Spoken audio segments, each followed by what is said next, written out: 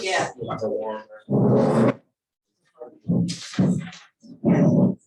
What? Yes, but I heard.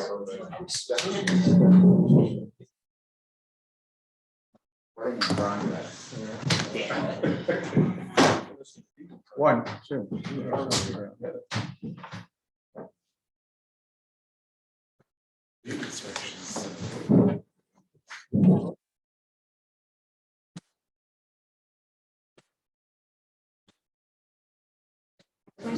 No, you're fine.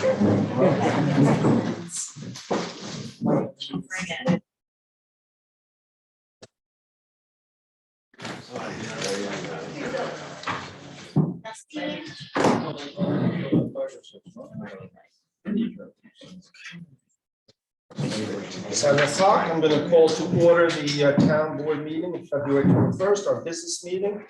And I just want to remind everybody what I've started to say.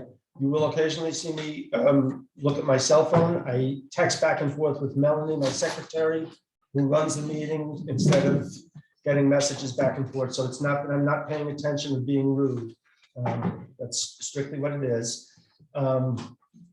With that, the first order of business is I want to appoint my new deputy. Do you want to pledge to that? We haven't done that in a long time. Yeah, I guess we should. So that's the first order of business. It's a standard pledge to flag. Thank you.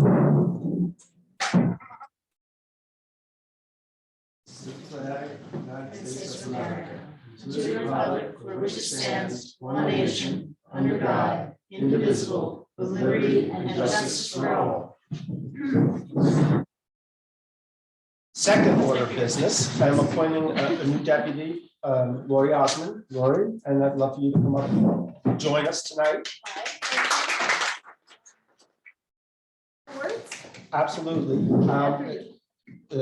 So tomorrow you'll need to come in and just get sworn in by Jackie. So you can't, officially run the meeting tonight. Not that you need to. Wasn't planning on it. But welcome on board, and appreciate your voice. Thank you. Well, I just want to say thank you to everybody. For those of you who don't know me, my name is Lori Osmond. I live in Willow with my husband. I was on the Ontario School Board for 14 years, serving as president or vice president at various times. I took a little break in public service after I left the Ontario School Board last spring, got married this summer, and decided I wanted to get involved. And I feel like this is a perfect vantage point because I can get to know everyone and learn from everyone and figure out who people are and what the issues are. And I'm happy to have a chance to do that, to serve the town that I've lived in since 2004. Well, welcome on board. You're welcome. So with that, I am going to turn. One last thing, I should also just thank Lynn Severt very much. Lynn serves as my deputy since last January. Lynn has done an outstanding job. I never had any concerns, doubts, or issues. And I know that Lynn will continue to serve us very well in the town clerk's office. So Lynn, if you're out there, I don't know, can we see Lynn and Jackie up there on the screen? Anyway, thank you, Lynn, very much.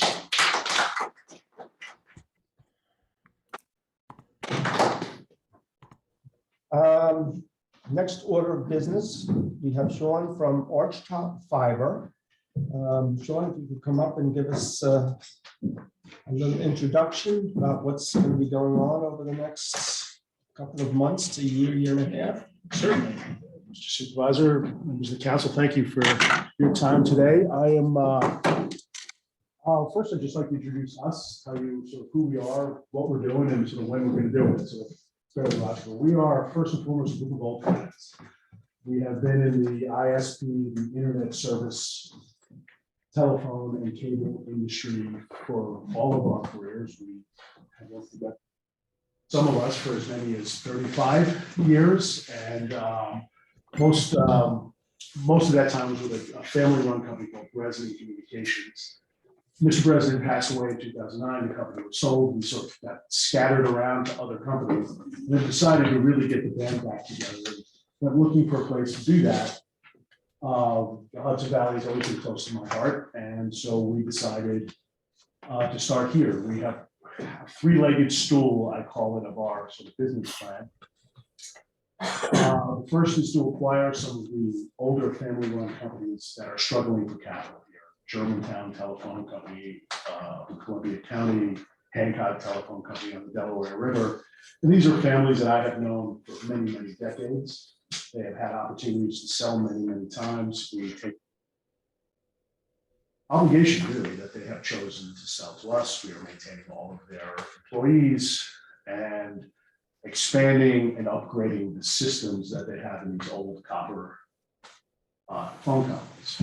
That's one leg of the stool. The second leg is a massive private investment in the internet infrastructure in this area. And that is mainly the denser area. So it is a $350 million project. The first phase of it is $250 million. It is 100% funded at this point with no debt. So we are fully equity funded. The money is in place. The designs are happening. And what that will look like is it's called XGS PON. It is fiber optics. This is the largest fiber we'll be deploying. It's 288 count. And it is fully fiber to the home. So, and it's something called XGS PON, which is the latest technology. Verizon Fios, you may have seen, is called GPON, and that offers up to a gig. Our service is provisionable up to 10 gigs, so it's 10 times as fast, many times as fast as Verizon Fios or Verizon DSL or Charter's Spectrum, which is hybrid. It's a radio frequency over an aluminum conductor. We will be offering this quite soon. We are in the process of getting permits from Central Hudson Gas and Electric as we speak. We plan on starting full-scale construction. We have some sort of nits and nats construction going on soon, but full construction will start in May. We'll be signing up our first sort of wholesale availability to customers in June. And for between 12 and 18 months after that, we will be building out about 2,508 miles of fiber throughout the region. And that will be in the denser downtown areas to about 140,000 locations. Locations are homes and businesses. We will be offering that service as a competitor too, so that will tends to have a depressive effect on pricing. And which is the next question that you would have for us, what that would look like. We're only going to be offering internet and phone. We're not going to be offering a competitive video product to Spectrum. That's sort of the first two legs of the stool. We'll be doing that on our own dime, 12 to 18 months. There is a third leg of the stool, and it's something that we have completed recently from Corning, New York to Salamanca, New York. I have just completed a 4,500 mile construction to say in partnership with the state of New York and the local municipalities. And then when COVID hit, it really changed the paradigm of what in the past, the federal government's been really good at propagating certain services. Transcontinental Railroad, they threw a bunch of money at it. Rural electrification, they threw a bunch of money at that. Rural telephone, when you could get telephone in downtown New York, you couldn't get it in Woodstock. The federal government created a program called Universal Service. And they're good at that. They have created something called the BEAD program. And there's $42.4 billion available being administered by state agencies. And we are partnering with municipalities because our network, and you can see our network in this package I left with you, will serve, our model works to about 10 or 12 homes per mile. If it costs us about $75,000 to put a mile of fiber up, and there are a dozen people on that, we can figure out a way to make a return on that for our investors. Below 10 or so, the model gets shaky based on the applied costs. We have to pay property taxes. We have to pay Central Hudson Gas and Electric $28 for every pole that we attach to. We have to pay the Department of Transportation fees to be in the right of way. And if you have fewer than 10 homes per mile, let's say half of those people become customers, it costs more for the fiber to exist, never mind build it, then we would get a return on that. And so obviously we can't do that. So what do you do in those situations? It used to be, well, if you lived in a really rural area, you were kind of out of luck. With this new funding mechanisms, we can make, 3 or 4 or 5 home per mile infrastructure perform as if it were 10 or 12 homes. We're not asking to get out of our obligation. We will continue to spend our money per home passed, just like we would anywhere else. But in areas where it is more expensive, let's say, if there's 12 homes on a mile plan, it costs you $75,000 to build, you have 1/12 of $75,000 per home. We can pay for that. If there's only 4 homes, it's, close to double, and that becomes a very high cost location to build. These public funding mechanisms are there to make up that gap. We would be the applicant, and what we are doing is coming to municipalities, and we have done it starting in Ulster Township, and was the first one, and then going all over the area, including at the county level, at the state level, at the township level, and at the village and city level. And it's a really simple document. And to certainly paraphrase it, it says broadband is really, really, really important. There is a ton of money being propagated by the federal government to support broadband build out in unserved and underserved areas. Woodstock deserves all that it can get and more. And in a non-exclusive, you can enter into the same MOU or any other MOU with anybody else that comes in, and non-binding and no obligation. This agreement just allows me to engage with the municipality, show you our maps, and say, I live in Dutchess County, I don't live in Woodstock. This is the best I can come up with. What are we missing here? And then you guys inject into that plan what you think it should look like.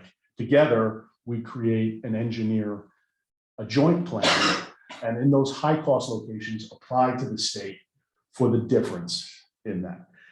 Again, it is non-binding. And what this document allows me to do, historically, when these programs have happened, there have been a slew of engineering companies, and I use that in air quotes, that come in and say, what you really need is a plan. And if you give me $250,000, I will build this plan for you. And then they leave you with the plan, and then you have to go and try and figure out what to do with it. We're saying, don't pay for the plan. We'll do all the engineering. We will show it to you as it is happening. We will allow you, not allow you, it's your plan. And we will create a stakeholders group, starting with the county and all the municipalities, as we build this 2,500 mile infrastructure that we're going to be paid for. How can we expand that to 3,500 miles or 4,500 miles to get to all those very rural areas, or at least all of them that we can? At that point, we would apply for these funds, and if we were granted, we'll build those expanded plans. If not, we'll just build what we said we were going to build, which is in this plan that you see. I can't go around and engineer every municipality in the Hudson Valley. It costs, I have engineers and hard costs. My investors would never allow me to do that.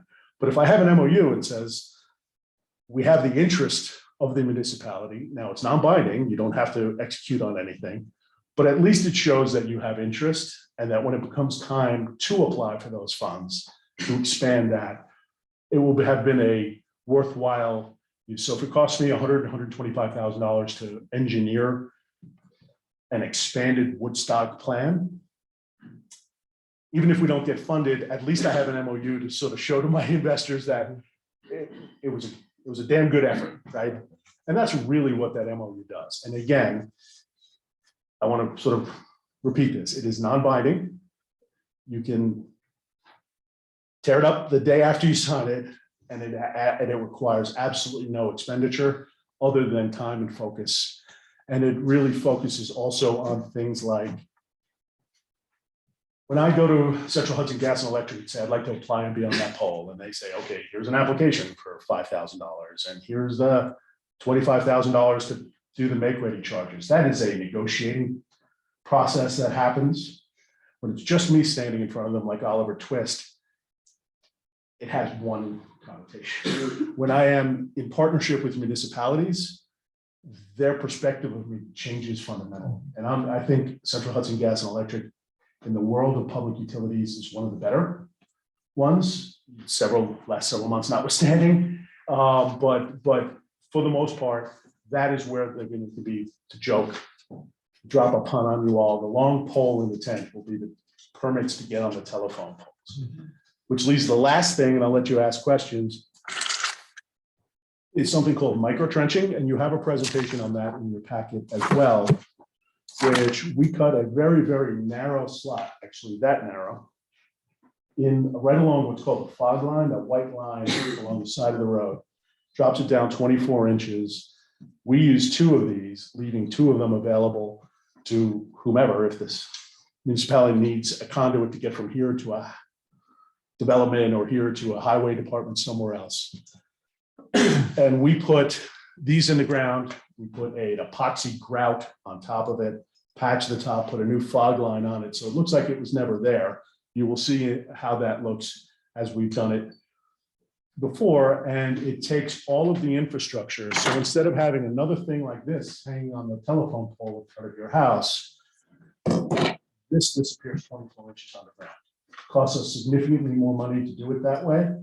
We make it up by not having to pay Central Hudson Gas and Electric ongoing pole attachment fees. And also it becomes a much more durable and resilient network. We don't have to go out and fix it as much because ice storms don't damage it. Trucks that go by don't pull it down. Hay wagons don't, all of the reasons why aerial fiber is more susceptible to damage. Squirrels chew it, believe it or not. And for some reason, they just love this stuff. But that's my pitch. So I got a couple of questions. Shoot. And some of these just quick answers so that I'm given right information when the public asks. It's more aesthetically pleasing because it's going to be hopefully all buried, or a big chunk of it's going to be buried. As much as we can make sense. Okay. It's going to be safer because it doesn't use a lot of electricity. And so when the power goes out, I'll still be able to make a phone call. Yeah, excellent point. I'm sorry, I missed that. We are all dielectric. If you look at this, and I can certainly hand them around if you want, there is no electric conduit in that or conductor. It's all light down glass and hybrid fiber coax, which is what the cable company uses. If you'll notice, it's a little silver device every 150 feet. And that's a power supply. And it pushes radio frequencies down an aluminum conductor, which requires a lot of power. They're usually, in fact, either the first or second largest power user in any municipality. We use no power whatsoever, other than the lasers that generate the light and the termination devices in your house that take that light and convert it back into data. We put batteries, 24-hour backup batteries, both in our light generating, the huts that we put in, and on the ONTs, the devices in your house. So while other services go down, ours tend to stay up. It's a bit of an ecosystem, so sometimes the network that feeds us might go down. So, when all chaos breaks loose, sort of Katie bar the door, you don't know what is, but our network tends to stay resilient. The FCC says you have to make 24-hour backup batteries available to your customers. We actually take it the next step and provide that 24-hour battery. We always have. It's really a matter of being able to sleep at night. If you have our night and our service and you need to call 911 and the power goes out for an hour, we want you to be able to call 911. And so that's just been it is a company that has won every customer service award pretty much ever. Not pretty much. We have consistently been either the best or among the best performing companies in our space since I joined the company in the early 2000s. And so it's a green technology in that it doesn't require a lot of electricity. And it also is very flexible. Last thing I will say is if you've noticed when you call another provider and you are more than 150 feet or so from their network, they say, well, it'll cost you $3,000 to do that extension.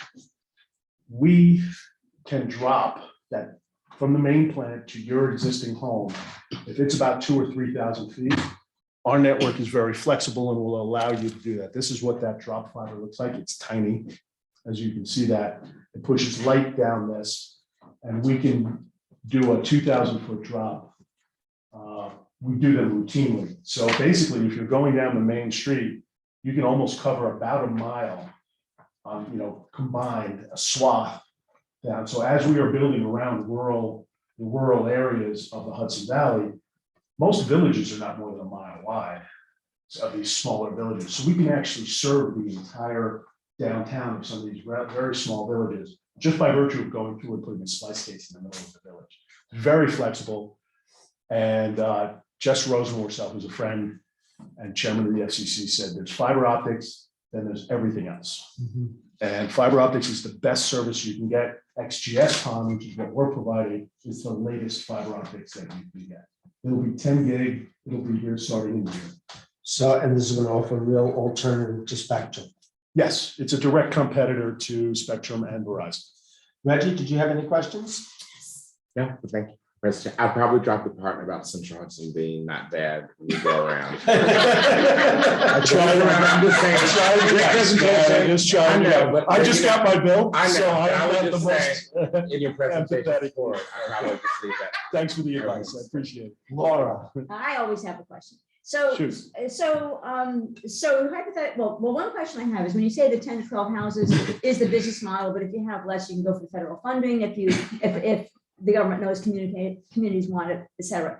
But is that 10 to 12 houses or a smaller number of houses that are signing up for it? Or you're going for it on the street if that's what's on the street, because you're assuming that they'll be potential customers? Yeah, what I call the connective tissue in between these larger cities that we're building and these smaller communities that we're buying.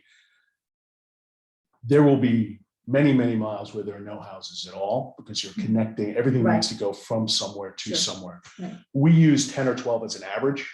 Okay, So you have to sort of click the resolution out and look at it more as a regional right. thing. If you were to look at just a 10 home mile, It might not always you would be, yeah, never. but you're counting houses that exist, not houses that are going to definitely be your customers. Correct. Yeah. Yeah, we believe in about a 40 to 50% penetration rate. So of that 10 homes, we anticipate 4 or 5 being our customers. Yeah. Okay. Actually, if you come to the office too, I think I have the bill down. Oh, right. I no, think you showed it to me once. So then the other question I have is, so then what you're saying is you will do a combination of, as you go through a town to get from here to there, some will be Central Hudson poles, some will be what you called under the fog line. Mhm. So my question is, for example, my house is on a kind of a driveway, a long driveway, it's a dirt driveway. So how, if I were to be your customer, how would you get to my house? I have a long driveway. The little- We would put a splice case at some point down the main run that goes past your. But the main run might be under the street, or it might be underground, or it might be on the side of Hudson Hill. So there will be a splice case either up on the pole, which Mm-hmm. is about this big, Right. or there will be something we call a handhole. And we give things weird names. I'm sorry. That's okay. It just is. And in that handhole will be what our splicers, and we split the fibers out of this 288 count fiber that went around. Mhm. And every All house right. gets one. Okay. So this tiny little, smaller than a human hair, Mhm. will come into your house and provide One your of service. What, Yes. wow, that's impressive. Technology is How does impressive. it get into the house though? From the road? I'm We sorry. create a drop, and it's either an aerial drop similar to your telephone or Is electric it line, an or electronic drop or is it a buried? Buried what? An actual line? if, depends on, so if we tend to follow the utilities you currently Yeah. have. If you have underground, we will provide an underground drop. If you have an aerial drop, we will provide an Okay. No, we're not going to the public, just. Yeah, but Lori asked my question, Yes, so, yes. so that was kind of my question, That's even where though I you let- asked it. That's where I let that one go. That's where I was headed, yeah, so So, perfect. Did you, that was it then? I don't know, maybe. Okay, we'll go back. aerial. One thing you will notice about us is that we are eminently available. I said I'm local, I live in. And I just Dutchess Googled you, I County. found you online. Oh, great. That's my cell phone number. We actually insist that all executives put their personal cell phone numbers on their cards. So if you call that, I will be there. How long has your company been in business? Sorry. We've been doing this for many decades. Okay. Archtop Fiber is a recent manifestation of basically 3 of us, Lenny Higgins, Jeff DeMond, who's our CEO and leader, head of development, and Lenny is the president. And we have been working together for 35 years in some cases. I'm 24, so I'm youngest Yeah. of them, as scary as that is. And but we've only been in business a little over a year. And we are, as I said, but we are a CLEC. We own several 100-year-old companies already. And the $350 million investment has already been allocated by our investors, which are long-term infrastructure. The New York State Pension Fund is for one of our investors. Okay, but you're not part of a larger company. You are your own company. We are actually About- building our offices at iPark, the IBM cool. facility in Kingston. We'll be putting, I used to work there. did you? Well, I work there now, so I'm there every day. Okay, I'm gonna go to Bennett. Sure. Okay. Bennett? Thank you. Thank you very much for your presentation. I really appreciate your clarity. Could you tell me which of the MOUs you've signed with some of our neighbors and others around us? Sure. We just did the town of Esopus last week. I don't know these. I can get you an exact precise list. I don't want to start, but Saugerties, City of Kingston, Town of Ulster. Town of Ulster. I don't know, there are at least 20 or so at this point. County of Sullivan County. Dave Ulster County is gonna sign. Ulster is actually, we are working on some final language. Counties tend to have larger legal departments, I guess, is how I would phrase that. So just sort of what other areas other than the Hudson Valley are you focused on? That's it. We're born and raised here. The company was born here. I'm doing this from the remainder of my career, where this isn't a module of a mega cable. This is, we are, all of our network operations center, our customer care, John, what this is commercial. And so when we provide you service, and I say when, in all seriousness, we will be providing better service than you currently get as a municipality. John will be the person that you contact and works out services for the township or the villages. That's great. I really appreciate hearing that.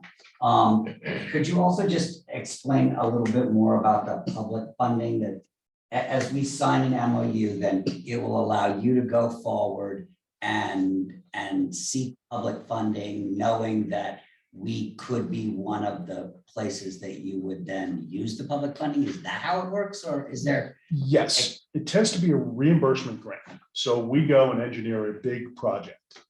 And then we go to, in this case, it would most likely be the Empire State Development Corporation in New York or some other entity that the state has designated as the administrator of these funds. And they have appropriated more money from state coffers as well. We will go and fully engineer a plan that has build out requirements, pricing requirements. It's very, very organized and very detail oriented. It costs several $100s just to generate the plan. We then go to the municipalities as partners, and partner is sort of a generic term, I guess I would call it. The funding agencies want to make sure that the people where the networks are being built have buy-in and approve of this project. So if I were to go and say, I have no idea whether Woodstock wants me to build this or not, but give me the money, they would look at it. But if I go there and say, Woodstock really wants this, and here's the letter from them saying, please fund this, the chances of funding are greater. We actually then have to outlay 100% of the funds. The project I did in New York already was a $140 million project.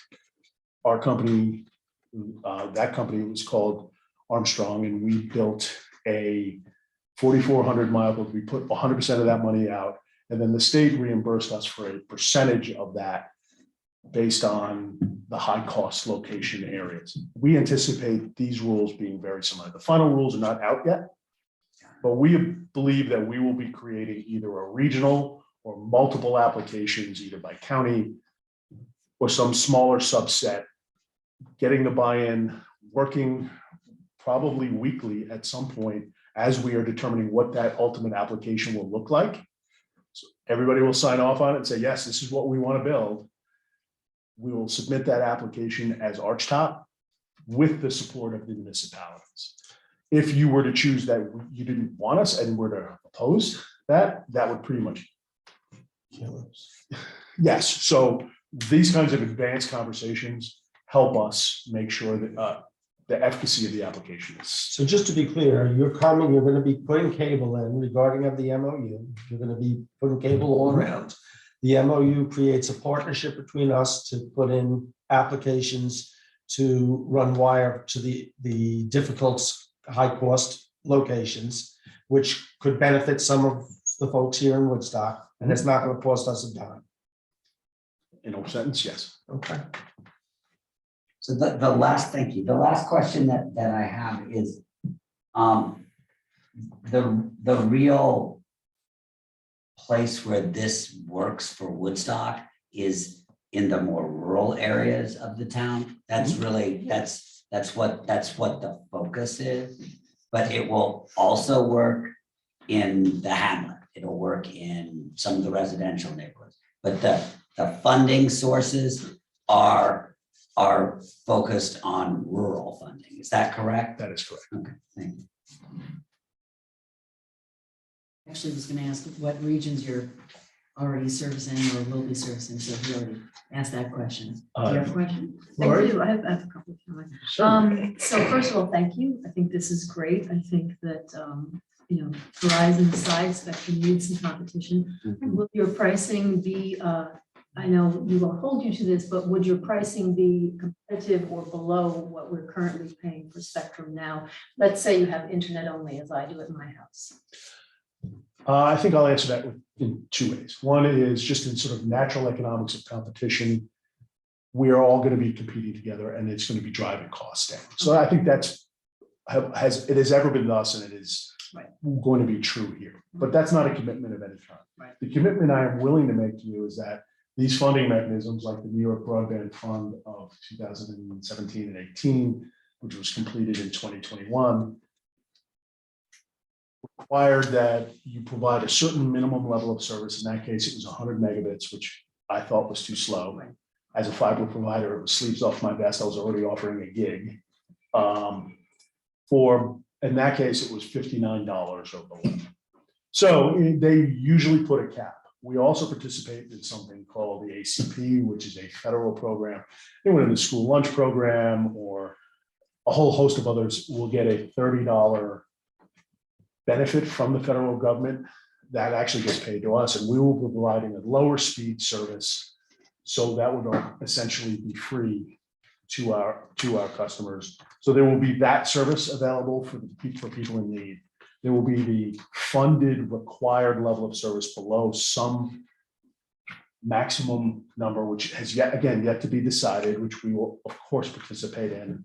And then there will be the normal services that we provide competitively, which again, self-evidently will definitely be pressured down. If there's two providers, the price is here. If there's three providers, the price goes down. What that ultimately will be, I cannot commit to now, but I'm happy to keep you apprised as those questions get answered over the next weeks and months. Yeah, and as Bennett said, the rural communities are very important because, from being on the school board and pandemic, we literally had parents driving them to parking lots to get on Wi-Fi because they couldn't afford cable or they didn't have it out there. And as someone who lives in Western Woodstock with no cell service, it's critical that you have the cable, that you have internet.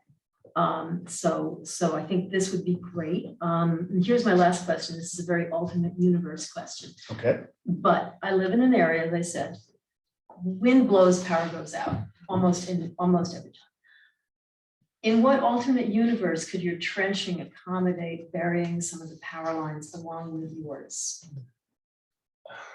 I know it would require the cooperation of Central Man. Hudson and their sticks and wires forever, but still. You want to see the I gotta ask happiest, the question. ISP guy in the world get Central Hudson Gas and Electric to bury all their stuff so I can be in the trench right next to them.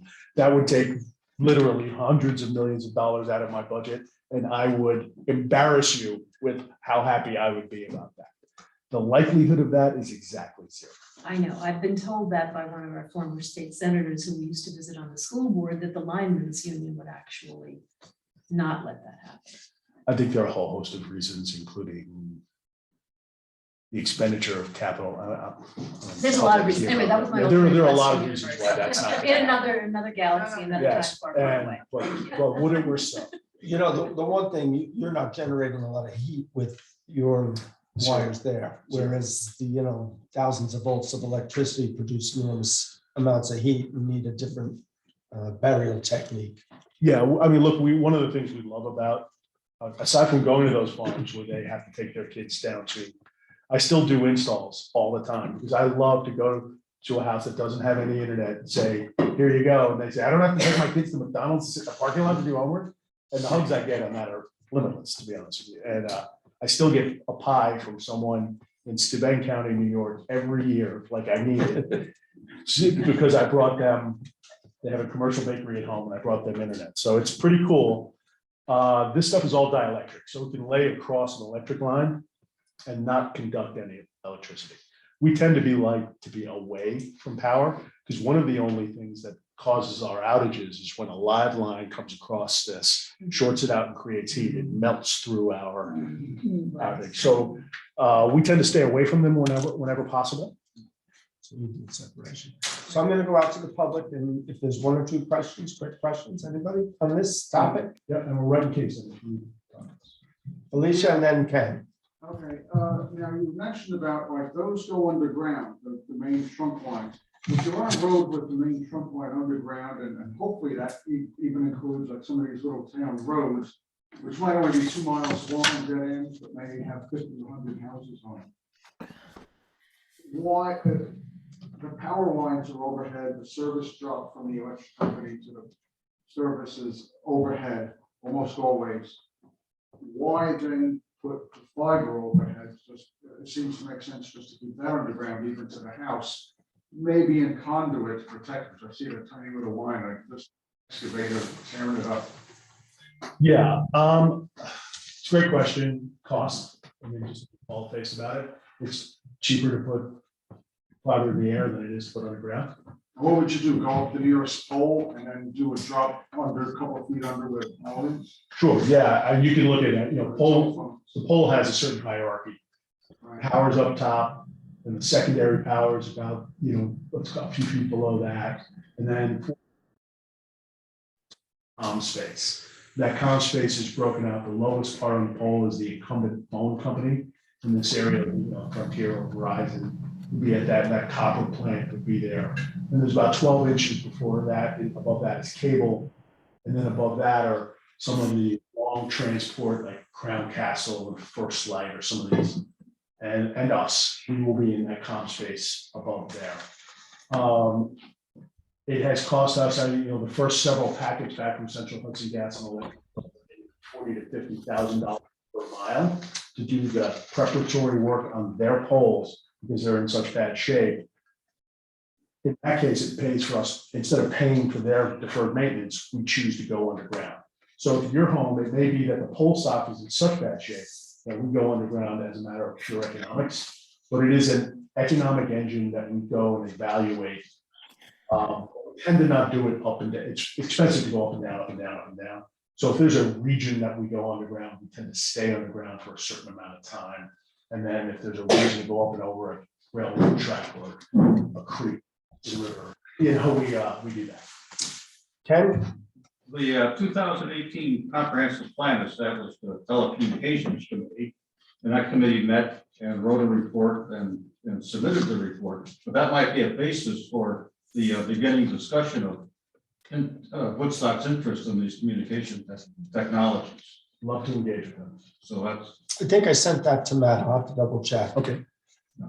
so that, that's a starting point for us. Yeah, March Gallagher at the county has a communications program, going where they've done a lot of great mapping, and we are already engaged. Columbia County has one. Some of the other smaller municipalities have them as well. We're happy to engage with whomever.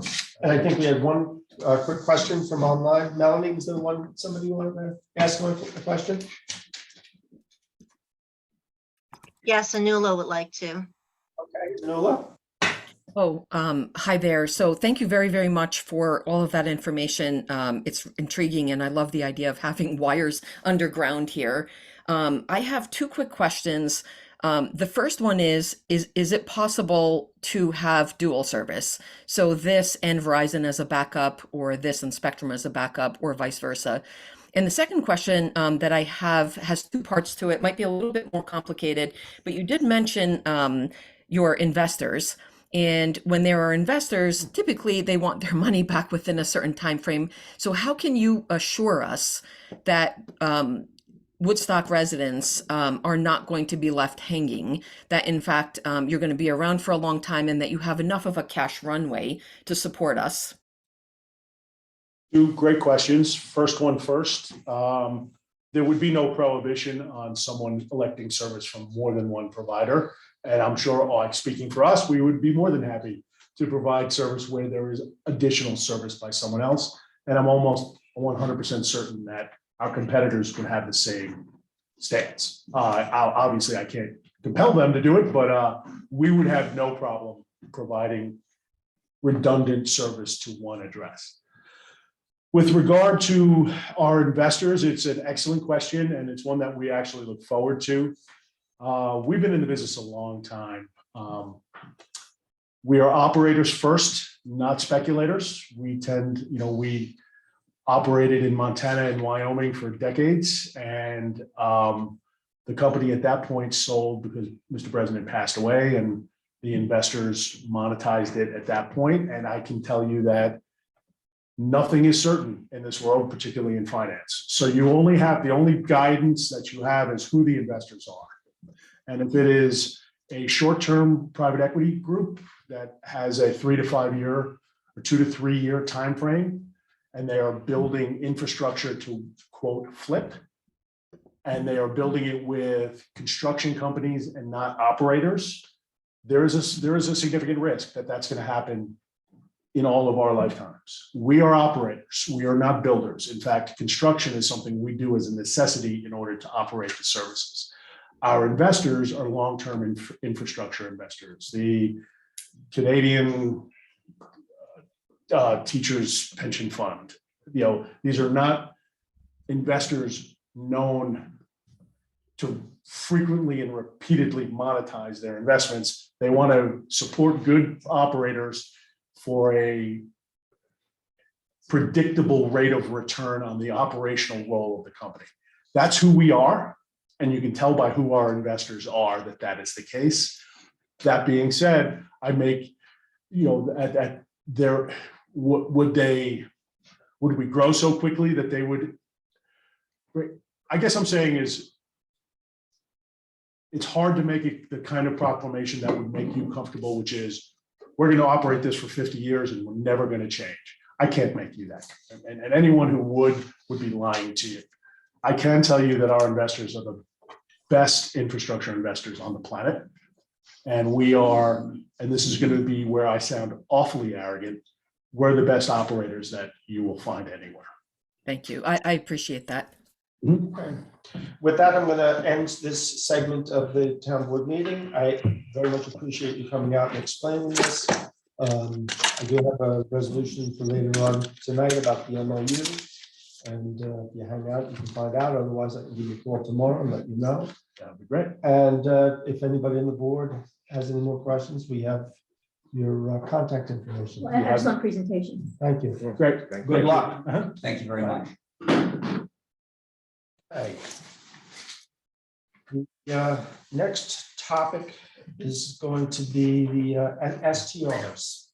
And the board have a preference whether I start with the public or start with the board? Well, I don't have a preference, but I will say, right before I came, I sent a copy of your document. You had the blue. I added green for me. So I'm just looking over that now, actually. I was gonna say, that was last minute, but thank you for sending that. Yeah, you're And right. I want to be able to send these questions that you have along with Bill's to the task force so that they can review this, because some of this needs to be answered. Yeah, collectively. absolutely. Well, I know it's not off the press, so I know you're gonna Yeah. have answers right now, No, but that's fine. but you do now have my input. Hooray. No, that's good, thank you. Okay. Reggie, I don't know if you have any questions or want to, resubmit your input? Yes, Okay. I see Laura's here. Thank you. Okay, with that, then I am gonna move out to the public in the first, so just so everybody's on the same page, everybody's gonna get 2 minutes. I'm gonna do a 2-tap when you've got about 15 seconds left. We're gonna go through, give everybody an opportunity, see where we're at, maybe go through for another round if we feel it's warranted. And just remind everybody that this is not all gonna get settled here tonight. This is trying to figure out where we're going with the next step and how the board feels we should be moving forward. So with that, I'll start here with the public and then I'll go online. So the same for everybody online. As soon as we're done with the speakers here, we'll give everybody online who wishes to speak an opportunity. Let me get my clock ready to go. And I know the Woodstock Housing Committee has a document they wanted to read, so I'll invite you up first. No, you can do that. Okay, thank you. Go. Okay, so, the Housing Committee, while not responsible for crafting STR legislation, is keenly aware of the interrelationship between the proliferation of STRs and the affordable housing crisis. Having followed the developments regarding revisions to the town's STR law, we submit the following for your consideration. State Senator Michelle Hinchy has introduced important legislation regarding STRs. Her introduction to the law states the issue for Woodstock and other communities clearly. For many, the ability to welcome visitors for short-term stays has been a welcome source of income, and for our smaller cities and towns, increased tourism has bolstered their economies. However, while this resurgence played a significant and unforeseen role in supporting our main streets and providing additional income streams for local residents, it also caused an already precarious housing market to become nearly non-existent and has since turned good housing stock into vacation rentals, taking these homes off the markets indefinitely. Municipalities need better tools to understand how this economic driver can help without displacing local residents and compounding an already growing problem, all in the name of profit, end quote. The Housing Committee in concept supports many of the recommendations of the STR task force and some ideas offered by the STR Association. We firmly believe that the town needs a more complete picture of STRs, their ownership and common practices in our community before writing more law.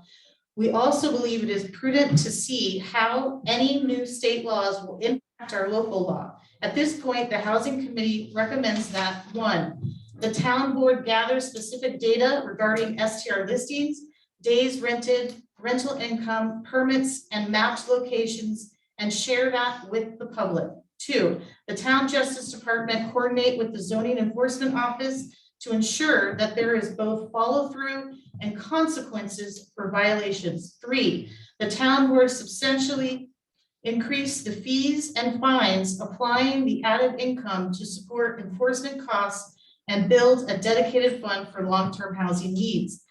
5, the town board should review short-term rental permits and those operating without valid permits by neighborhood, creating a cap if there are too many STRs in any area and focusing enforcement of permit violations in those areas. Otherwise, we do not support amending the caps without further information. This periodic revisiting was discussed when the original law was passed in 2019, which is a logical best planning practice recommended by planning agencies at state and county levels, particularly with evolving issue community faces. Given that perspective, the new term should sunset in 2 years, allowing the town board time to consider more complete information and legal implications before amending the law more thoroughly. The time is best used to improve enforcement and procedures and to create the database and mapping needed to support changes to our law. The Housing Committee further recommends that the town board consult with the county planning department and engage a land use planner to provide expert guidance in revising our local STR regulations before making changes. Sincerely, the housing committee. Thank you. Right. And thank you to the housing committee for all your hard work. We appreciate it. Okay, can I respond at all? Let's go through and let the Well, I public, had something specific to it. You don't want to. otherwise we'll be here all night. So make notes, because that's what I'm doing, Yes, and then okay. we'll all come back. Okay. Deborah? Nick? Heather. Heather, sorry. Hi, my name's Heather and I've been a homeowner in Woodstock since 2011, when my kids were 1 and 3 and we lived in an apartment in Brooklyn. They're now 13 and 15. They learned to swim here, enjoy picnic dinners at the Shakespeare performances on the Como property, take hikes on Sloan Gorge. And my daughter even got her first signed concert poster at a show in Colony over the summer. Yes, we love and cherish, and being able to rent out our home here when we can't use it ourselves allows us to afford to maintain and improve our property and employ local residents. I'm a core member of the Woodstock STR Association, which was formed to ensure that the STR regulations in Woodstock serve all residents and are adequately funded to ensure enforcement as well as fair and transparent permitting process. We understand and appreciate that Woodstock is one of the first towns in Ulster County to create STR regulations and that they need improvement to ensure they are accomplishing the goals that they strive to achieve. 1, stopping nuisance property usage that negatively impacts the community. 2, eliminating investment property owners. And 3, increasing affordable housing in our community. We know that doing this work will take time and the effort of many volunteers. We are ready to help with the work and can bring our insight and experience to make sure the law is crafted in a way that accomplishes its goals and can be equitably enforced. It's been over 2 years since the town began notifying our members that they can no longer rent their homes out short term without a permit, and no more permits were available to us. A handful of our members have respectfully requested provisional STR permits be issued by the town while this work is completed. And we ask that the town board makes a resolution to vote on our petition at the earliest possible time. Thank you.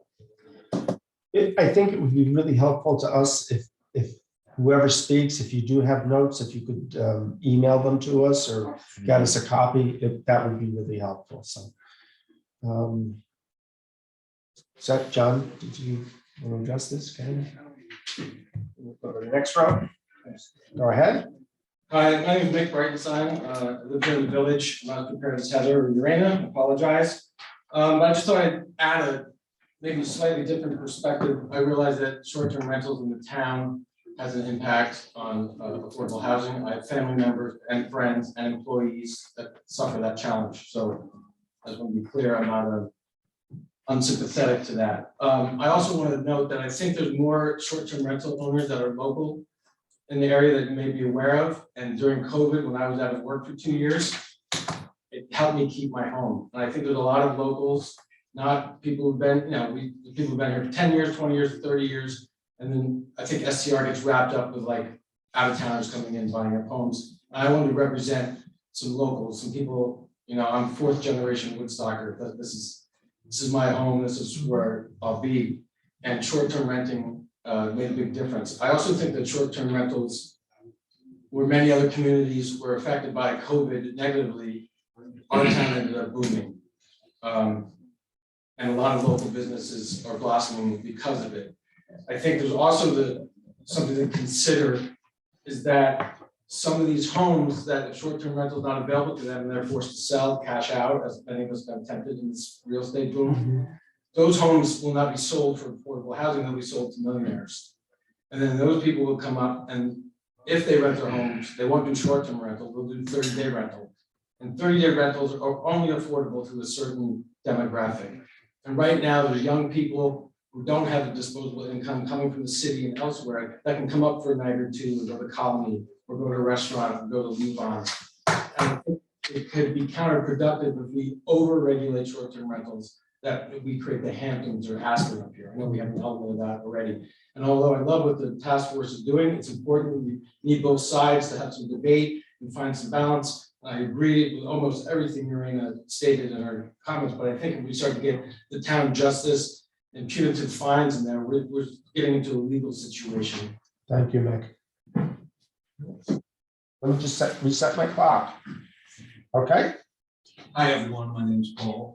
I just wanted to thank the Township Planning Committee for all their work on this, the advisory committee as well.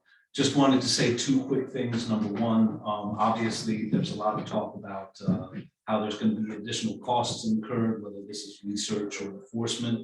and to what degree, greater or lesser those things were adopted. I think that an additional fee structure is something that the public would welcome, and I urge you to think about as something to fund those additional obligations. And secondly, the only thing I want to say is I think that I would urge you all to really concentrate on owner-occupied STRs. Just speaking as someone who is an owner-occupied STR, I don't like the idea of foreign corporations that are buying up real estate and negatively impacting affordable housing. So I think if we could find a process to slowly weed out those kinds of interests from our existing SDR permit base and give them out to new owner-occupied applicants by some kind of system, that would be something I urge and consider. Thank you. Next. Laura. Anybody, just let me, Lori, yeah, anybody in the last row? Okay, Lori? Hi, I'm Lori Olvasacker. I have been involved on the short-term rental created with Bill's input, the short-term rental laws that were passed in 2019. And then worked with Maria Elena and her group coming up with the continued suggestions or recommendations. One point that I would really like to make as a realtor, I don't own any properties. I do not do short-term rentals in my life. I mean, I don't do any short-term rentals. What I have stated many times to this organization is that most people who are short-term rental activists or proponents are like Heather Cross, are using their home part of the time, but have life elsewhere as well. The short-term rental helps them to keep their home and also exposes new guests and expenditures in town, allowing the town to thrive. The original 219 law, and this is what keeps getting overlooked, had a 180-day only time use for what composed a short-term rental. In other words, it couldn't be corporations that bought houses, and I think there are very few, if any, but it couldn't be corporations. A homeowner had to use their home for at least 180 days a year. It was just an asset to help pay taxes and mortgage. The last point I'd like to make is, well, in Maria Elena's program that she put together, it has been recommended that all homeowners be assessed $1,000 a year, I believe, at least for each short-term rental permit. That $1,000 goes to the town of Woodstock for a housing program, for the youth center, whatever. Thank you, Good Lori. use. And the last thing I want to say is, I lost it. We'll come back. No, thank you. So I just want to say real quickly so that maybe we don't have to keep repeating this. Nobody that I've spoke to, those against STRs, those for STRs, those for non-owner occupied, everybody agrees the fees are going to be adjusted. I think we all agree that's going to happen. So when we amend this law, that will happen. So, and I believe there'll be a great benefit. Melanie, do you have a couple of folks online that want to speak? Yes, Michael Henry, Dan Gottsman, and Susan Painter. Okay, so I'm just going to remind them when I tap my pen, you've got 15 seconds to wrap up. Michael, we'll start with you. Okay, sorry I can't be there in person tonight. One thing that is very clear from this discussion is that there's a lot of research and work that needs to be done to make sense of these regulations. We all agree on that the regulations that are in place were done done at a time of urgency, but the cap, meanwhile, is very seriously affecting those of us like myself and my family who have been here a long time. there is a concern with displacing local residents. I consider myself a local part-time resident. I have been here since 2004. I have done short-term rentals since 2008. My kids were raised here, you know, in summers and weekends and vacations as much as possible. And this process is a very long process, and it's not sustainable for me and my family. Sooner or later, and it's getting to be sooner, we're going to have to make a choice of whether we are going to be able to move to Woodstock full-time in a couple of years, which has been our plan, or whether we're going to have to sell. And if we sell our house, it's going to be sold to a very rich person who can afford to be here part-time, but not short-term rental it.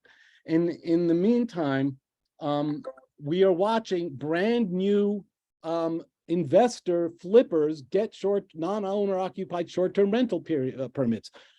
There are 22 LLCs currently have a non-owner occupied permit. Most of them are not registered. It's incredibly infuriating that people in our situation may lose our homes while new permits are being given without any enforcement, without, you know, without any, there's no rationality here. And we are at the verge of losing our home. So we would ask that the petition that we submitted last week be acted on by the next meeting so that the people in our situation can sort of make a decision what's going on in our lives. Thank you. Thank you. Dan? Yes, thank you. I'd like to, first of all, echo, without repeating all the words of what Michael just spoke, which was spoken so eloquently, and it resonates very much with our situation. So there are multiple people who are in this situation, and I urge the board to act on the petition and granting the permits to people who were already doing this, and for some fluke of process did not end up with a permit coming out of that. So that's a petition that you have. Going on a piece from the Housing Committee, taking homes off the market. And I know that happened. There were homes that were bought up and put by some investor or corporation up for rental. And that is not the situation of many of us who were classified as non-owner occupied. The home was not taken off the market. So part of what's needed, I believe, is looking at the nuance of the definitions of owner occupied and not owner occupied. Because as we search for affordable housing possibilities, there are probably some owner occupied that would be wonderful affordable housing opportunities, and some non-owner occupied based on current definitions that would absolutely never be an affordable rental housing opportunity. So, you know, nuance and looking at the details is critical. One final point, the part-time residents like us, you know, not there enough to be 180 days and classed as owner occupied, are part of the community. We feel that Woodstock is an element of us, and we are an element of Woodstock. So I hope that the board will honor and welcome people in this category. Thank you very much. Susan? I just want to bring this to your attention as one more nuance to this very complex topic. The Onteora School Board has put out a survey asking residents to decide which reconfiguration of the schools makes sense to them. And one possibility is the closing of the Woodstock schools. I'd like the board to consider the impact of short-term rentals on the declining school enrollment that might mean that we don't have an elementary school in our community and kids would have to be on a bus for 45 minutes.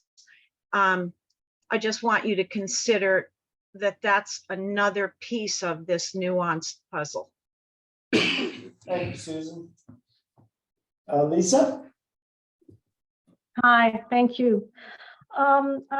You've all heard me speak so many times. You know, my family's had a house in Woodstock for 45 years. We are part-timers. We can't be there more than 180 days a year. I think this issue of nuance, that it's not just owner occupied and non-owner occupied. Within the non-owner occupied, there are people who are community members like those of us who've spoken tonight, and there are many more, and there are investors. So the point is to figure out a way to identify who are the investors, to require logbooks at the end of the year, to, only one per person. There are ways to enforce it, but don't throw out the baby with the bathwater. We are also members of this community and contributors to this community. Also, that for this, enforcement to happen in a thorough way will require labor and cost.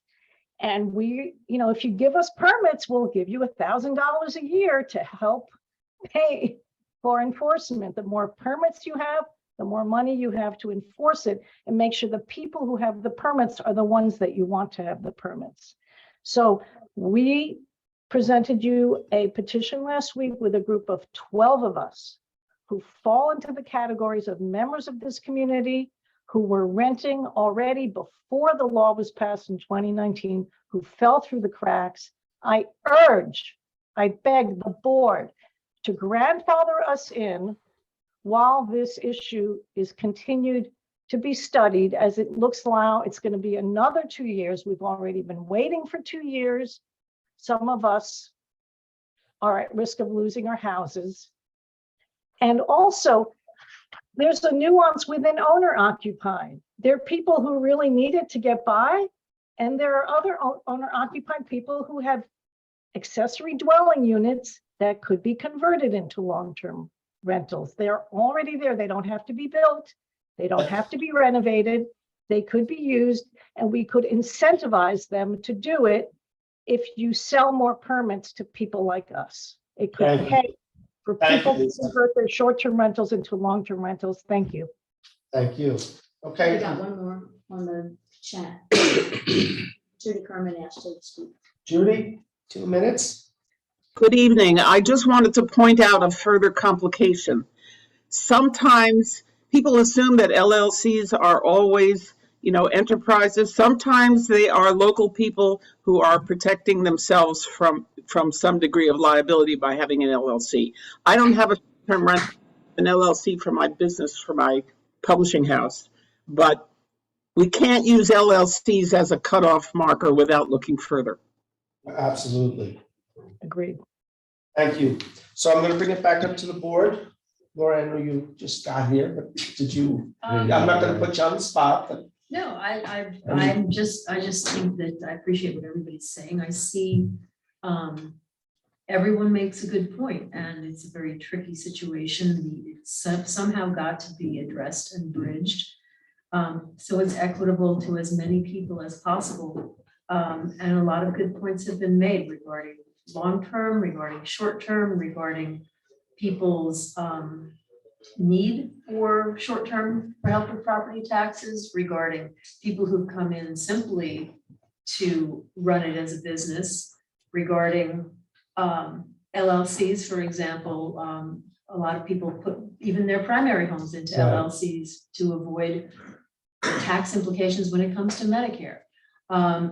And the last thing I want to say is that we are a tourist town that is a large part of our economy. And I think that has to be balanced with having places for people to stay and having affordable housing. So it's a tightrope, and I look forward to watching everybody walk it. Tomorrow, by the way, I'll set you up with an email address, and then there's a lot of documentation that I'll forward to you that you can start to come up to speed on. Thank you, I appreciate it. You're very welcome. Maria? Well, since we just got Laura's comments, right? Yes. And then if Reggie wants to also include, I'd like to put all of this together to send to the SDR task force. I didn't start the group. I'm a liaison, just for clarification. I know Lori Ilvisacker had said that. The group was already formed.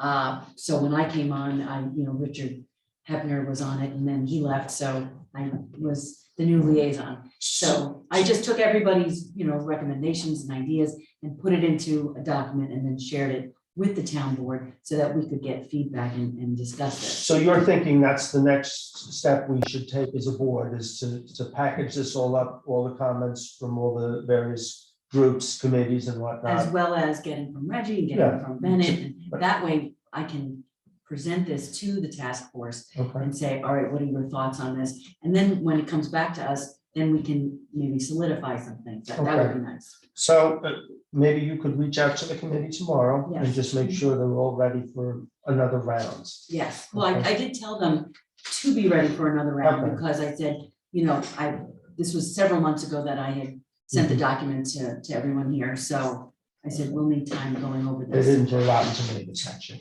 No. Okay. Bennett, any thoughts, comments? Yeah, a couple. Number one, sort of an overarching thing that concerns me is that this is located in the zoning code. And it just seems to me that this is a larger law that should be located outside of the zoning code. I certainly think the code enforcement officer has so many things that they have to do, that these are parts of it.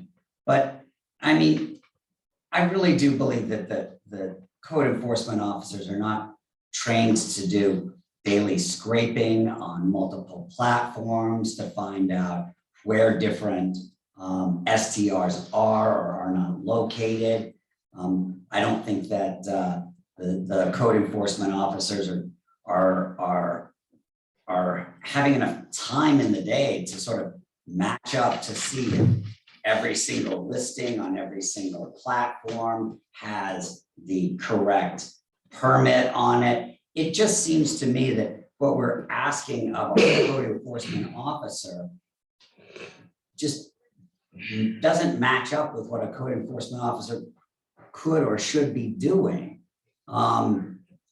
When we discussed this during the budget, the code enforcement officer was very clear that they did not have the manpower, that they did not see new manpower coming on to be able to complete this task, that this was Herculean. And there are consulting companies which do provide these kinds of services.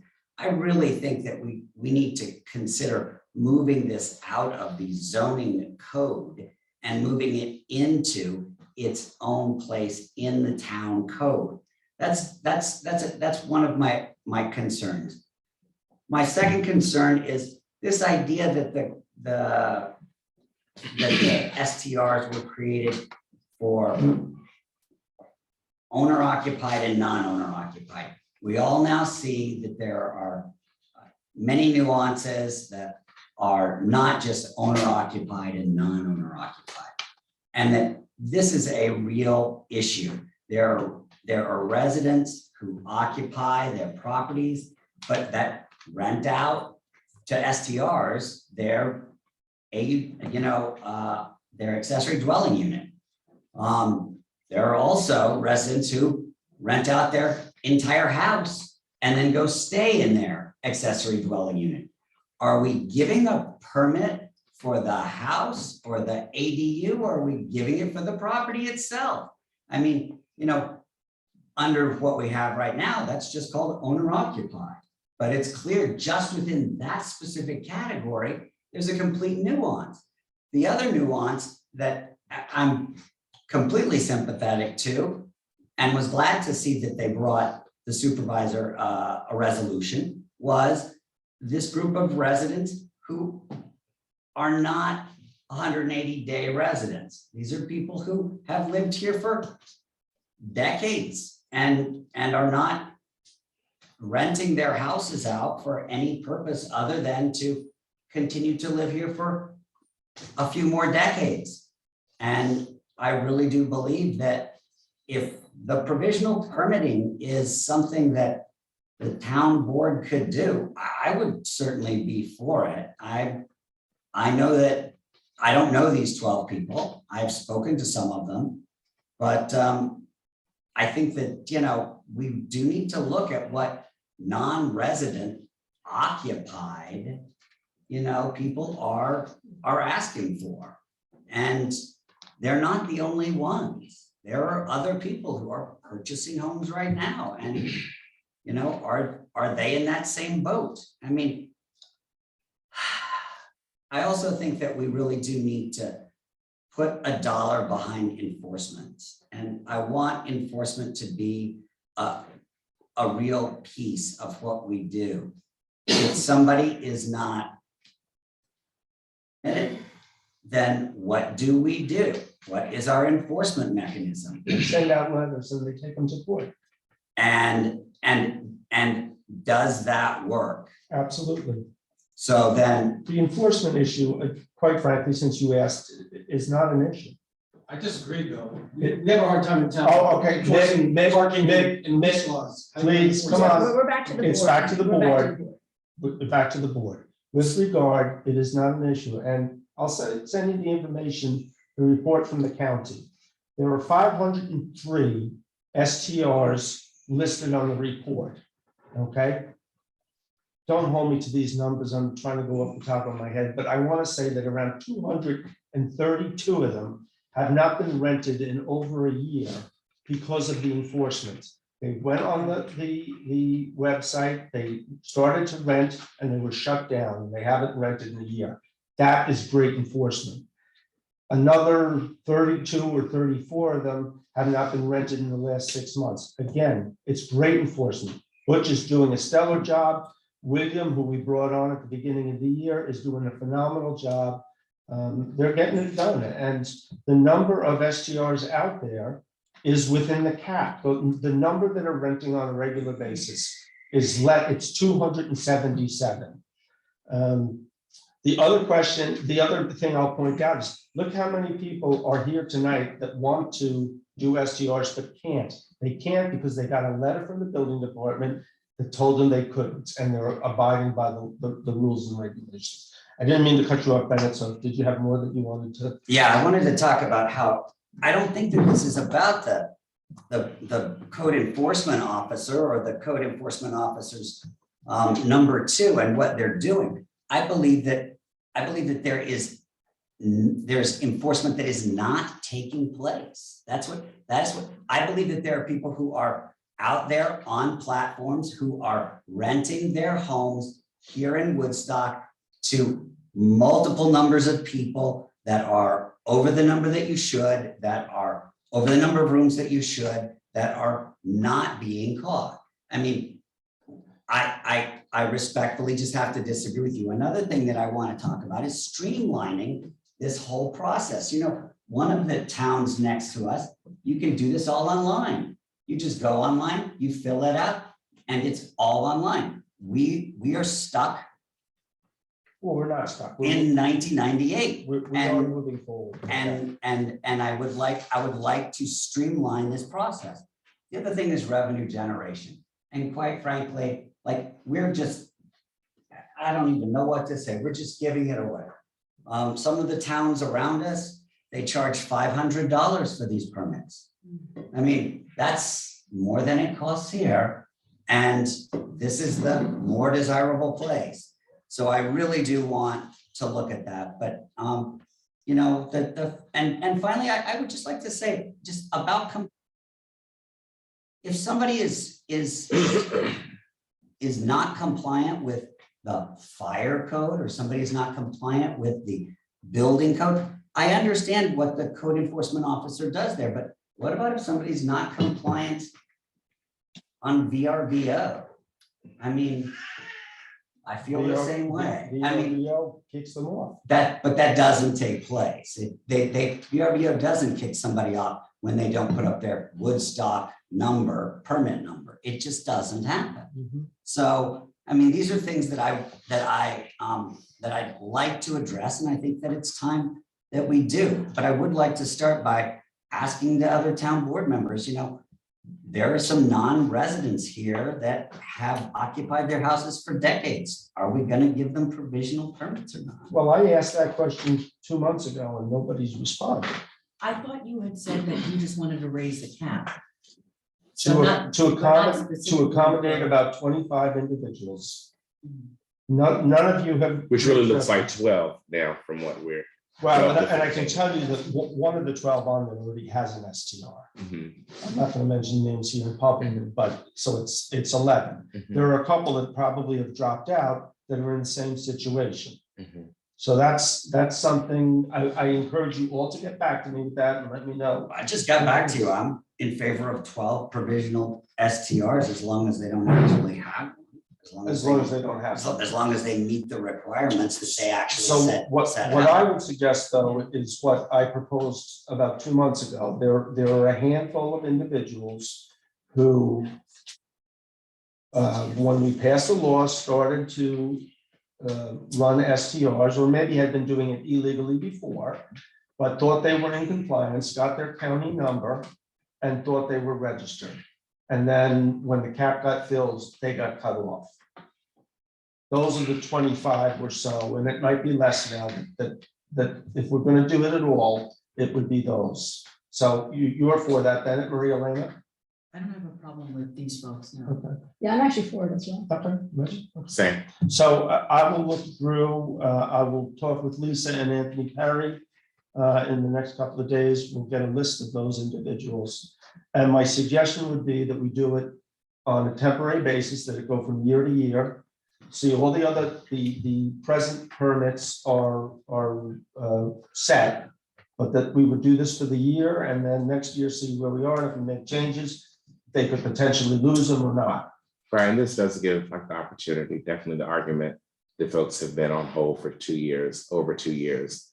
I don't feel great about that and continuing while we continue to figure it out. They miss another season in the meantime, so. But only the ones that had been certified Yes. with the tax, with the county, with the tax ID numbers. Are these folks Yeah, included in 12 that? folks in That I don't know. Okay. But again, I know at least one of them already has one. So, Reggie, did you have, oh, well, I was gonna come back this way. You can do it. I don't know, want me to go Skip first? Laura. What's that? You can go. Don't want you to feel skipped. No. So, all righty. So I won't repeat everything that's in the document that I sent to the board, because you all do have that. So in hearing what I heard though, I did want to say, Maria Elena, as you go back to the STR committee, as Urania was talking about, well, and some of the people said, oh, you need to do a lot of research before you make any changes. I would recommend that the STR task force consider a short-term plan and a long-term plan, because it would be great to get all the information, but there may be things that we think are urgent to do right away. So you might look at it to say, what might we recommend short-term and what might we recommend long-term once data is gathered. So I just want to give the thought of long-term versus short-term plan, not necessarily wait till 2 years to do any change. There might be things besides provisional that we want to do sooner.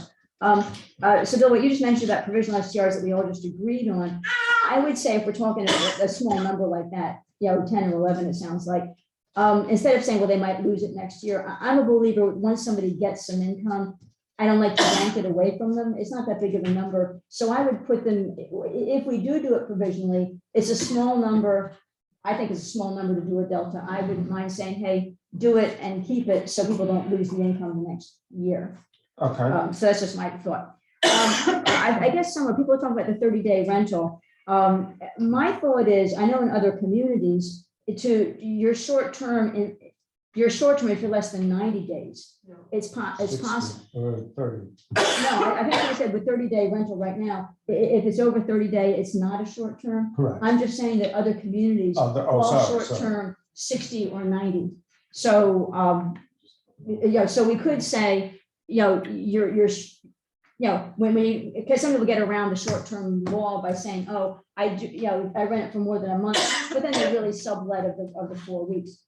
If you went to 60 or 90 days, it may solve some of that problem. So that's my thought there. It's a big problem. What was that? It's a big problem. Yeah, right. So I think just upping the number of days, the definition of short-term. The other thing is what we might want to do, and people talk about the LLC and I understand that sometimes individuals are LLC.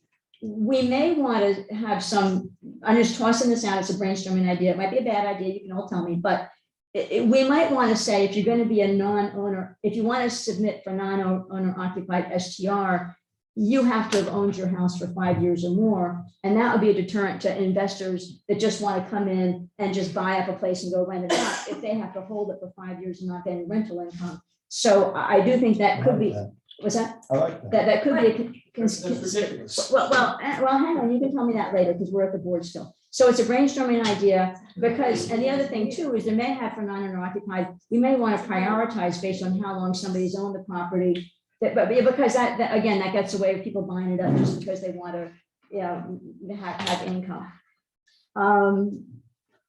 Let me see if there's anything else that I wanted to.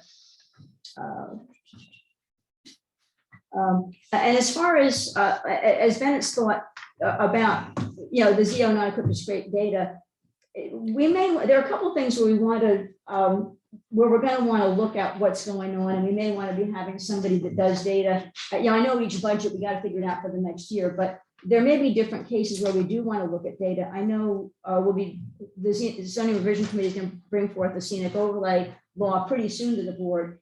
And one of the things that we're saying is we ought to keep track. You know, we want to know who all has scenic overlay homes, because when somebody buys a scenic overlay home, we want to send them the scenic overlay law. So there's different data things that going on. So we may want to consolidate and think through what are all the data things that we need across the town. The scenic overlay law that's going to get proposed is going to talk about some. Stay on top. Was that, yeah, no, but the point being, we're gonna be asking to gather data. This data of who's got STRs is a gathering data. Somebody might want to look at the VRBO. So I'm just saying that maybe we may have a consolidated list across town where looking at data will give it some more thought. Right. So that's that. And I'm on my list. So enforcement, is it an issue or not an issue? I hear, Bill, what you're saying, that we're a lot better on it. And somebody said, well, you got to go look at the courts and you got to make sure whatever. I know that the courts will never say, they will never tell you ahead of time how they're going to handle a situation, because then they're not being open-minded when a case comes to them. So it's a little tricky, but I do think we should have some more tracking about cases that went to the court and got denied. Is there communication back about what data was missing so that people learn from that, so they know what data to provide next time. So that's a whole nother topic, but in any event, yeah, so I think that's it for my list. Reggie? So just quickly, you know, I think STRs, certainly when they popped up and we saw it take over in Woodstock and across the country, because Woodstock happened here, it's happened in small towns, it's happened in big cities. I do agree with a lot of the folks who have spoken and said, like, listen, my house is not going to be an affordable home, or, you know, these people aren't. If they lose their houses, the people that we want, the people that lost their apartments, their housing in town, those aren't the people that are going to be able to buy those houses. And so certainly I don't want to see folks that are local, whether they're here full-time or not, be able to stay here.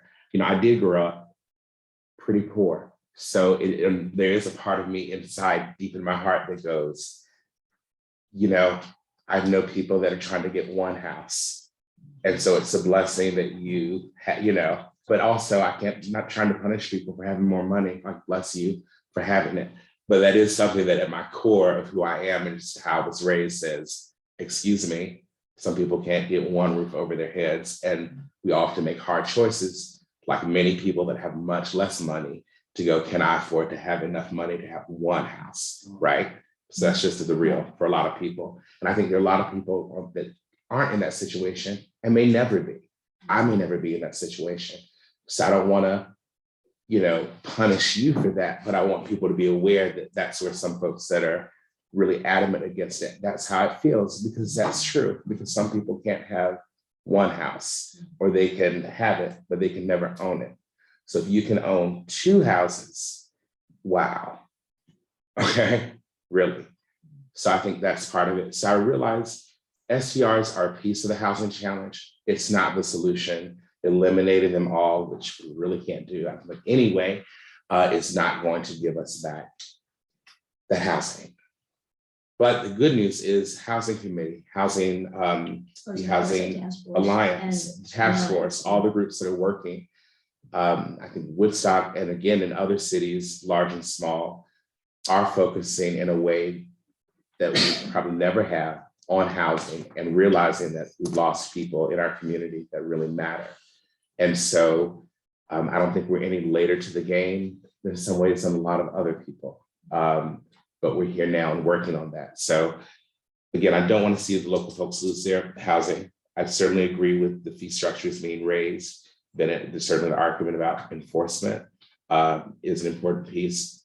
I know, Bill, you're saying, you know, it's not saying code enforcement isn't doing it, but can they say every single time? If there's more to be done in more ways that can be enforced, that's a good thing, I think. Also, what else did I have? Judy's argument about LLCs was interesting. I hadn't really thought of that. Also, one more thing, today, this month's, or January, February issue of Talk of the Towns and Topics, a fun and not fun magazine that we get as town board members.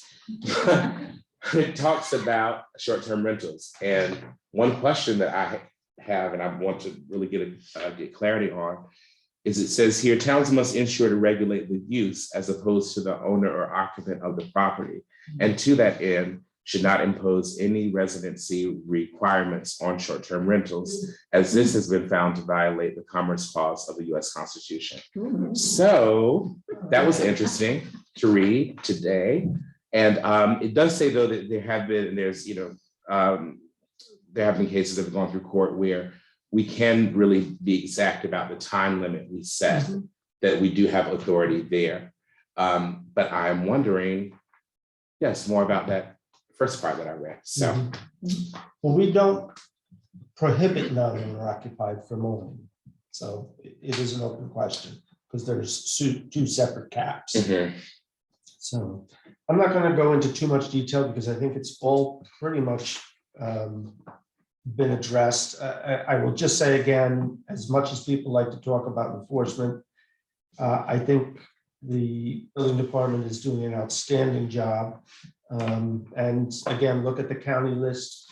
You guys are meeting with Granicus tomorrow. Right, so the housing Which is the committee has done a webinar with Granicus, and then we're having a call with them. They're the people that do the scraping from the Airbnb. And they do it for the county. They do it for the county, so this is and I believe the town has, as part of the shared services of the town of Rochester. So you get these data, and then it goes to Butch. I just want to say the other thing associated with that is that Judith Kerman, who's on the thing, has mapped the STRs based on those data. So it is those data points. I think so. I'm not 100% sure, but that can give all of you, I think, a pretty good information about density, and that's another issue, which I'm sorry, I just no. I'm going to cut you off at that, but thank you. But that's important. So you have that. In any event, everybody, the town board, we should all send to Maria Elena. Anyone is, we're done with comments for tonight. Anyone else who spoke, if you send in writing to, you can either send it to the whole board, or you can send it to me, and I can spread it out to the town board. And I have a quick question, separate from this. Will we still be having public be heard tonight? yes. Okay, just checking.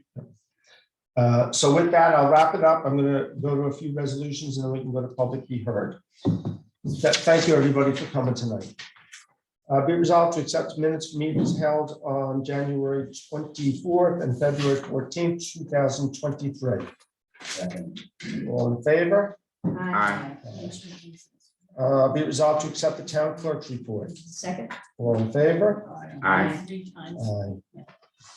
Be it resolved to authorize authorized payment of ordered vouchers, the amount of $1,707,379.61. Second.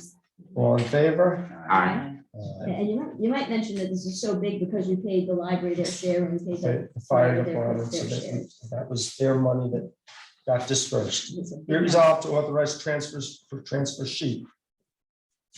Second. All in favor? Aye. Be it resolved to authorize supervisor to sign the MOU for Arch Top Fiber. Second. All in favor? Aye. Resolved to hire Corey Schmidt, this isn't on the agenda, Corey Schmidt, full-time permanent police officer effective February 22nd, 2023, at a rate of $27.72 per hour, contingent on passing his physical. Second. All in favor? Aye. And Corey has been a temporary full-time officer for the last it's almost a year now. So Longer than that.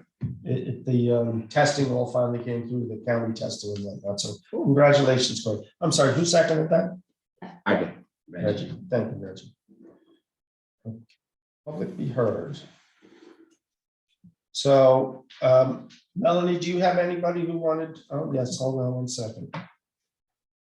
Public be heard. Frank and Lisa. And I have Ken. Ken first. Public be heard. So I'll tap when your 2 minutes are coming to it. Well, I hope I stay within the time.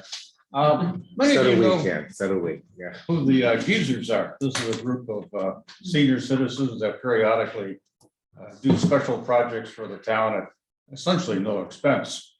I'd like to report tonight that they have appointed me the town board liaison from the geezers. So officially, this is my first action. And they asked me to present a proposal to the town. And like most of the proposals, there's really no cost involved, but there's some work and effort, but it probably needs the town board's permission. And this proposal was inspired actually by New Paltz, which held a contest to name their snowplows after various personalities. Well, the geezers are proposing that we name the new street sweeper the Jogger John. Yeah. And they would do the work necessary to create the necessary stencils and to label the street sweeper, the Jogger John street sweeper. Love it. I will take that to the highway superintendent. It is his piece of equipment to that department, so we will have to get him involved. He's gonna get so pressured. He's gonna get Probably there, but go ahead. Do you mind if I ask the families, because I'm in direct contact with them? Sure. So tell them we'll work on it. All right, I'll do They that. got a warm reception at the town board. I'll tell them that. Thank you, Ken. Emily, Thank you for come on up. My husband and I own the chocolate shop in the center of town. Not many people realize I am a local. I grew up here. Our business sadly depends on our signage. Unfortunately, it's really rough. We were open for almost 7 days a week for our first 8 months of being open. We had multiple people coming in and saying, I didn't know you were open, you were closed, you can't see. The lighting in town, the way the sun hits the windows is extremely hard for businesses.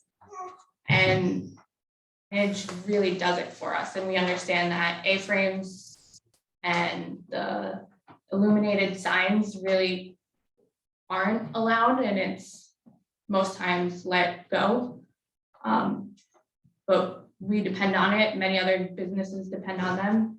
Whether there can be a resolution of they get drawn by a local artist, or the neon signs can't be larger than a foot, what have it. I think there should be an open discussion from the business owners on how the town can benefit and how the businesses can. I have to ask, what brought you here tonight? William, Who is William? the new inspector, came in and had us sign the form, and we acknowledged that, So it was enforcement. yes. Thank you. Who set that up? So Emily, I believe just before the pandemic, signs had really gotten out of hand. They were a huge problem. Yeah. And we put together a committee. I think there may have been a planning board member or two, a civic design member or two, town board and chamber people. And then the pandemic hit, and we were all very, very busy with just trying to keep everybody going. I know the sun, we got lax on the signs, we kind of, didn't worry too much about it. So I am gonna go back and take a look, and not because you were here, but it's come up with a few other people who've raised the issue. I'm gonna try and pull together the committee again and sit down and see what we can do. And Laura, I'll get you. For zoning revision committee, because we've been talking about one of the future things that Yeah. we should look at is signs. Well, I think we'll do it sooner rather than later. That can be the next If you one on want the to do that, maybe you and I can. Perfect. So, Yeah, I mean, it is does that like- mean you'd be willing to be on the committee? I guess. Okay. Or the little guy. No, I mean, it's like, it's hard when you realize that you don't have a sign out, people don't come in, and then you put a sign out, and someone says, oh, I saw you have hot chocolate, oh, I saw you have this, I saw you have that. And the fact that people don't walk in your doors unless it's literally staring them in their face is really rough as a Right. business owner. Right, okay. So in the next week or so, I am gonna pull that together and I'll be in touch and if you have a little bit of time, but also the chair will be involved.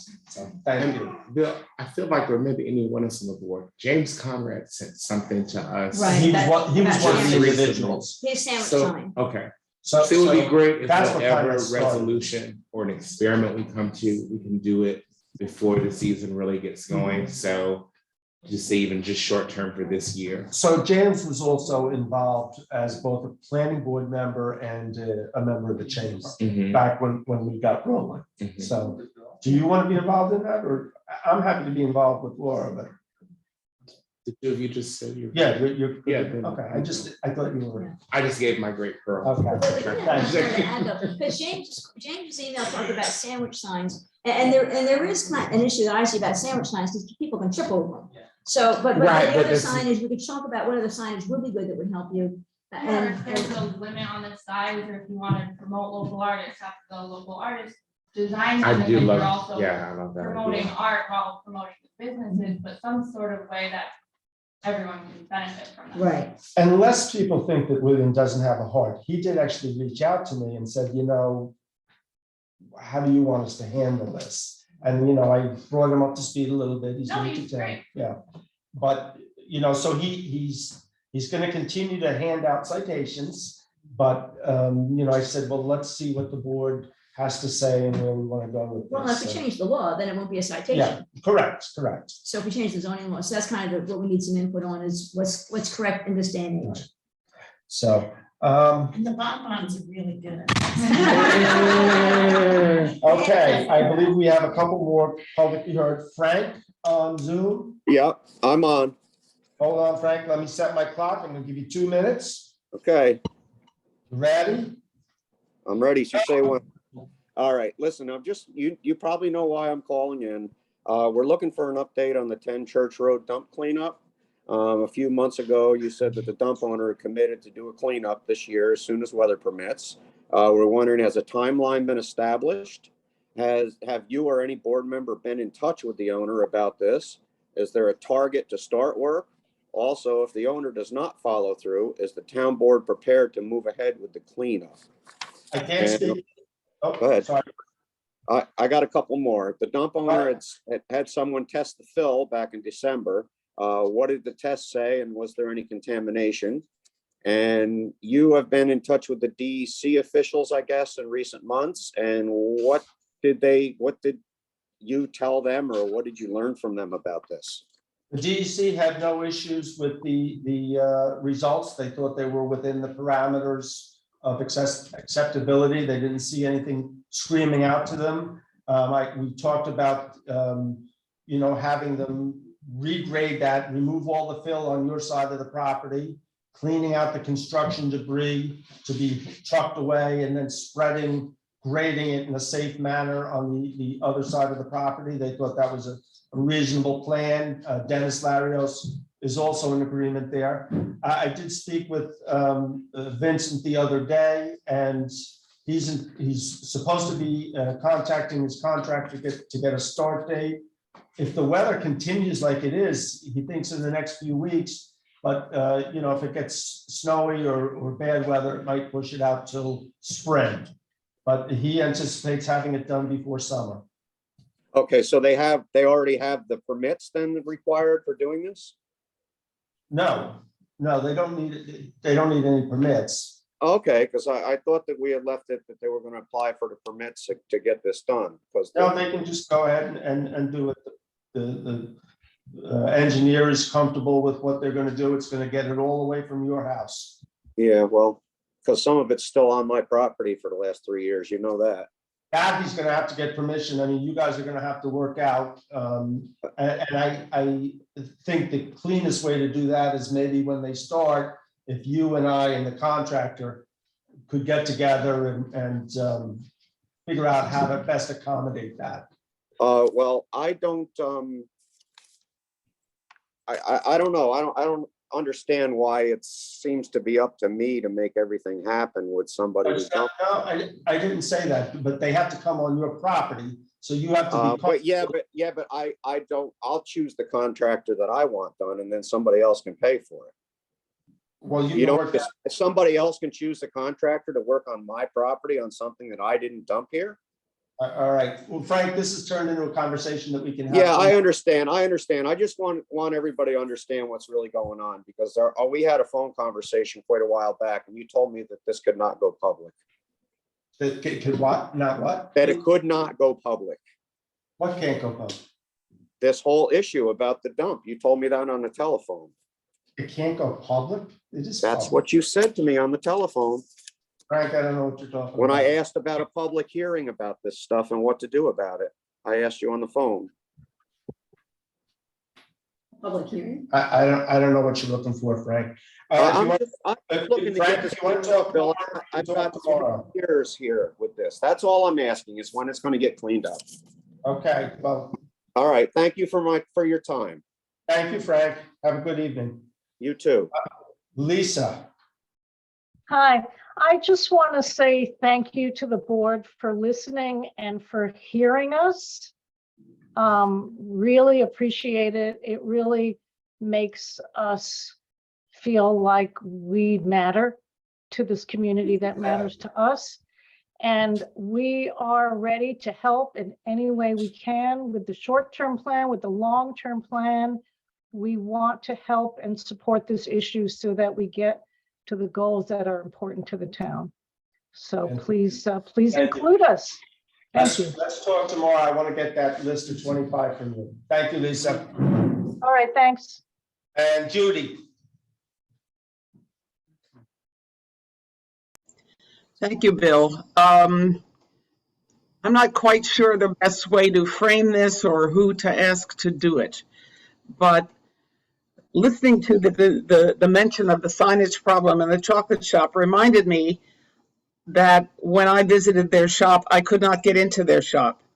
The level of, I almost want to say, handicap hostility of our physical environment in the hamlet is really quite astonishing.